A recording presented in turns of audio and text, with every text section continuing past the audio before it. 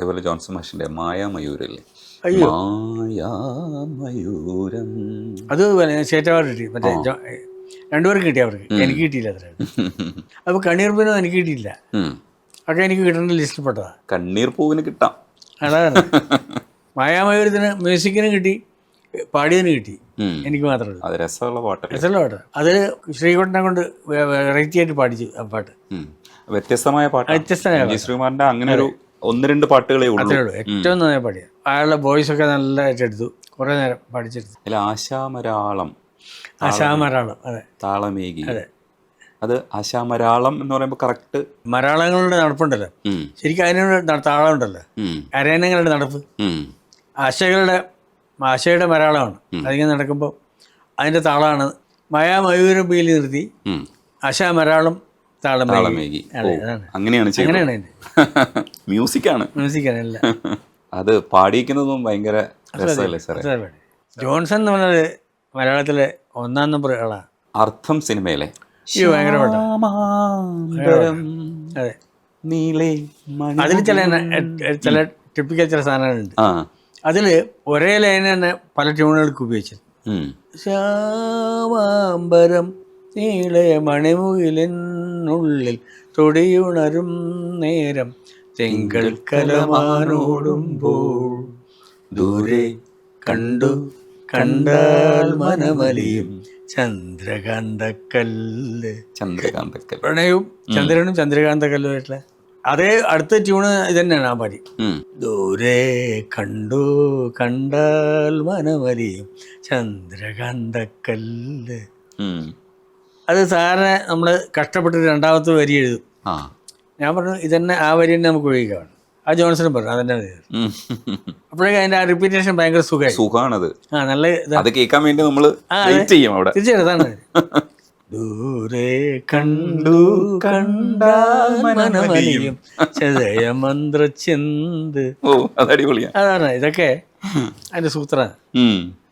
അത് വന്നപ്പോഴാണ് ഇമ്പോർട്ടൻസ്. ആ വരികൾ റിപ്പീറ്റ് ചെയ്യുമ്പോൾ ഭയങ്കര സുഖമാണ്. സത്യനൊക്കെ പറഞ്ഞിട്ടുണ്ട് ആ ടഫായിട്ടുള്ളൊരു ട്യൂണാണ് ശരിക്കത്. ഇത് ഞാൻ ഈസി ആയിട്ട് എഴുതിയപ്പോൾ ഇനിയിപ്പോൾ ഇയാൾ മതി, വേറെ ആൾ വേണ്ടാന്ന് വിചാരിച്ചു വന്നു. കാരണം പിന്നെ അപ്പോഴേക്കും പിന്നെ തുടർച്ചയായിട്ട് ഞങ്ങൾ കൂടുകയാണ്. പിന്നെ തുടർച്ചയായിട്ട് അതുപോലെ ഇത് മഴൽക്കാവടിയിലുണ്ട് തങ്കത്തോണി, തെന്മലയോരം.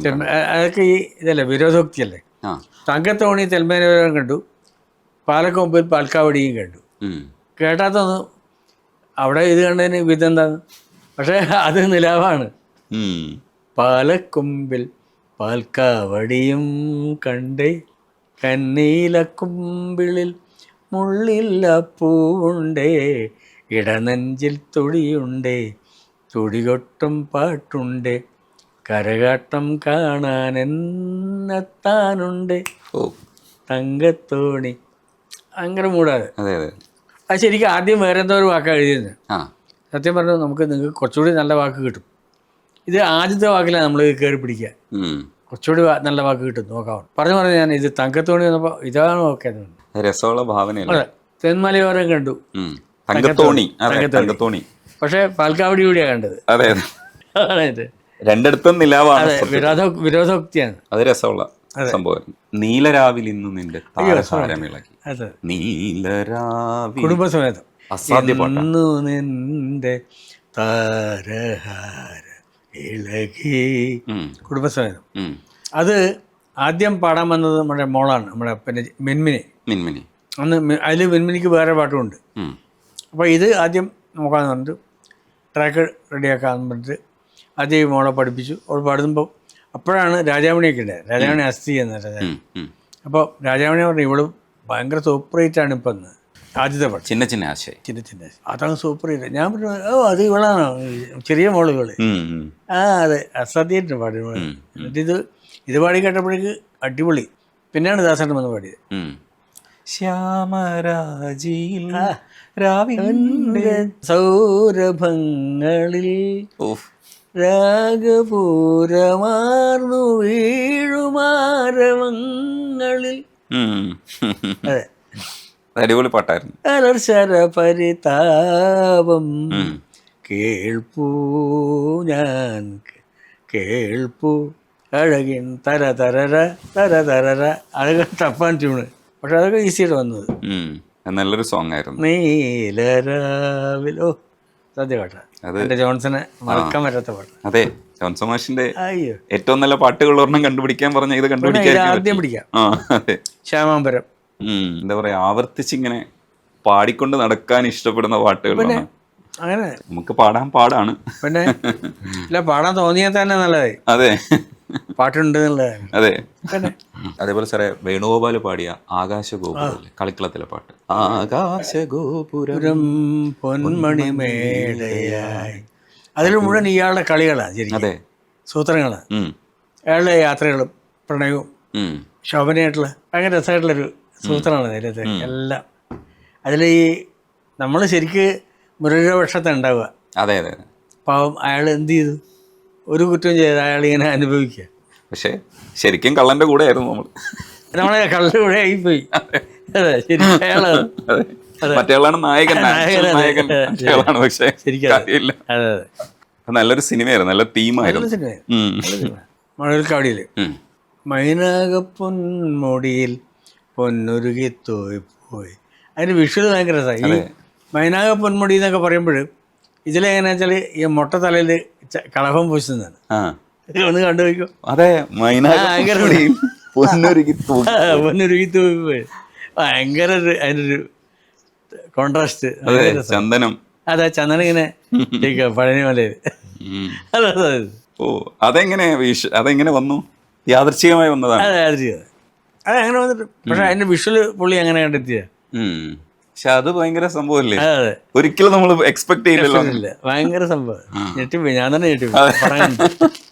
ഇത് പറയുമ്പോഴേ കൈ കൊടുത്തു ഞാൻ. ഇങ്ങനെ ഒരു സംഭവം ശരിക്കും എല്ലാം മൊട്ടത്തലകള്, കുറെ മൊട്ടത്തലകള് ചന്ദനം ഇങ്ങനെ വെച്ചിട്ട്. ഇതൊരു പുതിയ ഇൻഫർമേഷൻ. ഭയങ്കര രസമാണ് കാണാൻ. അതൊക്കെ ആണ് ഡയറക്ടർ പറയുന്നത്. അല്ല, അതിൽ ഈ തെന്മലയും പൊന്മുടിയും രണ്ട് പാട്ടിലും രണ്ട് സ്ഥലങ്ങൾ ഉപയോഗിച്ചു. അതെ, സ്ഥലം ഉപയോഗിച്ചു. അതിലെല്ലാം നാടുണ്ട്. എൻ്റെ നാട്ടിലെ തെയ്യം തക്കത്തോണിയില് പൂമാലക്കാവിൽ തിറയാടും നേരം പഴനിമലക്കോവിലിൽ മയിലാടും നേരം, അങ്ങനെ എല്ലാം. ഈ എപ്പോഴും സ്ഥലപ്പേര് എന്ന് പറയുന്നത് ഒരു പിടുത്താണ്. എപ്പോഴും ഭാസ്കർ മാഷ അതിൻ്റെ ആള്. പലപ്പോഴും പുള്ളി സ്ഥലപ്പേര് ഉപയോഗിക്കും. ഇപ്പം നമ്മുടെ ഇതിൽ അമ്പലപ്പുഴ, രാജേഷിനായിട്ടുള്ള പാട്ടില്ലേ അമ്പലപ്പുഴ, അത് പിടുത്തം കിട്ടാൻ ഏറ്റവും പ്രധാനപ്പെട്ട കാരണം അതാണ്. അമ്പലപ്പുഴക്കാർ ഇപ്പോഴും പറയും. സാധാരണ ആൾക്കാർക്ക് അറിയുന്നത് അമ്പലപ്പുഴ ഈ പാട്ട് കഴിഞ്ഞിട്ട്. അമ്പലപ്പുഴ പാൽപ്പായസത്തിനെ പറ്റി അറിയുന്ന ആൾക്കാർക്ക് ഓക്കെയാണ്, മുമ്പേ അറിയാം.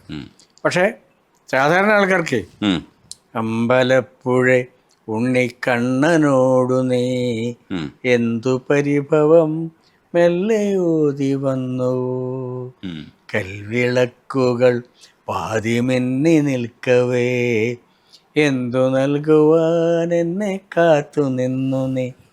പ്രണയത്തിൻ്റെ ഏറ്റവും രസമായിട്ട് തന്നെ ഇയാളിങ്ങനെ കാണാൻ കാത്തിരിക്കുന്ന ഒരാൾ പടിഞ്ഞാറ് നടയിൽ നിൽക്കുന്നതായിരിക്കും. ഇവള് പൂജ തൊഴുതിട്ട് നടച്ചിട്ട് ഇങ്ങനെ വരിക. വരുമ്പോഴേക്കും ഈ മിന്നി നിൽക്കുകയാണ്, വിളക്കുകളൊക്കെ മിന്നി നിൽക്കുന്നുണ്ട്.